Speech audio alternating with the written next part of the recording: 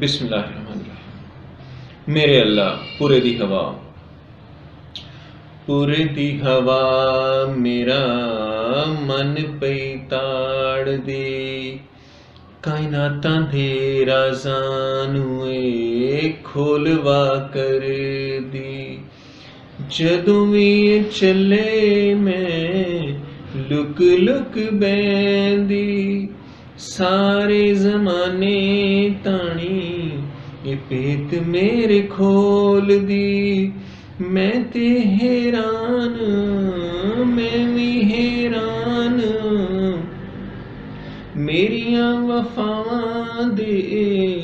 راز کیویں پا گئی، پورے دی ہوا میرا من پئی تاڑ دی، لیلا لیندی ترتی تے گواچیاں رُتاں نوں، دلاں دے راز تے جوانی والی باتاں نوں، انجے بول دی چھے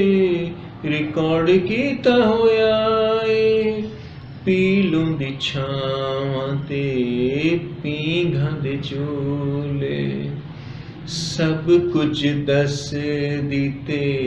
گیت میٹھے بول دی، تائیوں تے میں سوچاں ایسے لئی میں سوچاں، یہ بھلیکھے کیویں مک گئے، پورے دی ہوا میرا من پئی تاڑ دی، اللہ جی کتھے لکاں کنوں دل دساں میں، اللہ جی کتھے لکاں کنوں دل دساں میں، جسے دے ذرے ذرے کانبو چھٹ گیا اے، دل بھی دک دک باہر دوڑا لاندا اے، کسے طرح اینوں روکو یا تے میں ڈل گئی ہاں، کسے طرح اینوں روکو یا تے میں ڈل گئی ہاں، صد رنگ واچیاں دے وچ سب بھل گئی ہاں، اللہ جی اوہ ہاں، رب دی ہوا میرا من پئی تاڑ دی، تائیوں تے میں جانی ایسے لئی میں جانی، یہ بھلیکھے انج مک گئے، پورے دی ہوا میرا من پئی تاڑ دی، رب دی ہوا میرا من پئی تاڑ دی، رب دی ہوا میرا من پئی تاڑ دی۔ بسم اللہ الرحمن الرحیم۔ اس نظم کا عنوان ہے پورے دی ہوا، یہ پنجابی زبان میں لکھی گئی ہے۔ جب اس پوئم کو لکھ رہا تھا تو میرے ذہن میں دو باتیں تھیں کہ اللہ کے الفاظ کی حقانیت کو ثابت کرنا اور یہ ثابت کرنا کہ تاریخ اپنے آپ کو دہراتی ہے۔ جب آپ اس نظم کو پڑھیں تو آپ کو چند باتیں ذہن میں رکھنی چاہیے۔ پلانک کی quantum theory, Einstein, Stephen Hawking, professor Michio Kaku اور دوسروں کو، اور ان کی جو relativity energy mass relationship, ان کی dark mass dark energy dimensions جو کہ 1 سے 12 تک ہیں، اور اس طرح کی دوسری باتوں کے بارے میں ان کی باتیں یاد رکھیں۔ اور نمبر 2 پہ کہ اللہ تعالیٰ کے وہ الفاظ جن میں وہ فرماتے ہیں کہ مظلوموں کی دعائیں اور مسکینوں کی دعائیں اس کے عرش تک یعنی عرش الہی تک فوراً پہنچتی ہیں، اور باقی دعائیں بھی ایسے ہی ہیں۔ تو اس سے میں نے ایک طرح سے تھیورائز کیا ہے